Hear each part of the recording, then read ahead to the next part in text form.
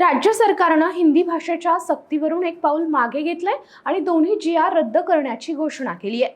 त्यावरून आता ठाकरे बंधूंच्या मोर्चाचं काय होणार याकडे सर्वांचं लक्ष लागलं होतं। मात्र हा मोर्चा रद्द होणार आहे असं खासदार संजय राऊतांनी सांगितलंय। मराठी माणसाचा धसका सरकारनं घेतला, हा मराठी माणसाचा विजय आहे असं म्हणत संजय राऊतांनी ट्विट केलंय।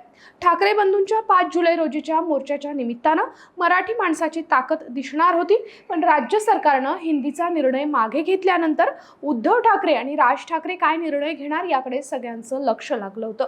त्यावरून संजय राऊतांनी सर्व चित्र स्पष्ट केलं। हिंदी सक्तीचा सरकारी आदेश रद्द हा मराठी एकजुटीचा विजय आहे।